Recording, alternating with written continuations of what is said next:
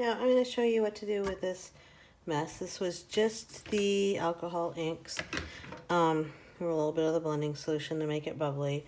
So that's not the prettiest, but here's what we're going to do. And this is going to be cool. We're going to use the alcohol lift-off ink and this stamp from Stampers Anonymous. Alright, so make sure it is inked up. Have a paper towel ready as well. Make sure it's inked up pretty good, because we're going to try to lift off the ink. Also have a piece of random glossy paper handy, because we're going to use that too. Because we didn't like to use it for the dabbing, so we're going to use the glossy paper for something else really cool. Okay. Sorry, it's a little sunny in here. So stamp it on here. Okay. And you're going to feel like, well, I don't see anything. That's correct. While you do that, get your blank glossy and stamp it on there. It's pretty cool, huh? Then rub this off, like almost like a rub-on, and see it appear like a ghost. So these thick stamps are really good for this technique. I should let it dry more.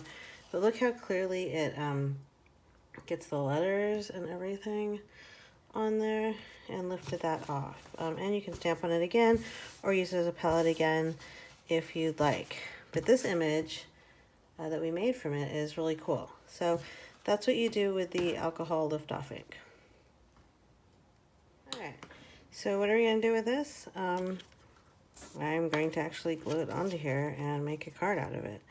But first I'm going to distress ink, because you can use that over this on glossy. I'm just going to do the edges just to kind of make it look a little bit more finished, like a frame. Just one more layer.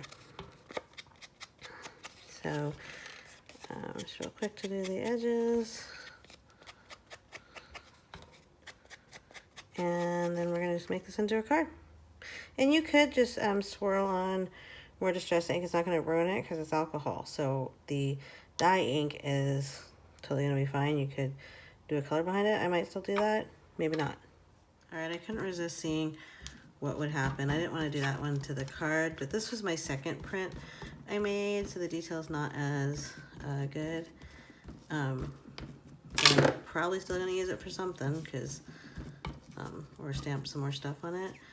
But see, you can put the distress ink all over it, or blend some colors, and it does not ruin your stamped image. So just use the leftover on my sponge to do that. And I could have done it on here, but again, I just kind of like it like that. And I totally lied, because I couldn't not do it. I sprayed the leftover ink with my water distress sprayer and just kind of did the whole background, because, well, I don't know, maybe it looked too white.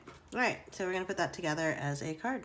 All right, and there you have it, our alcohol ink background put into a card.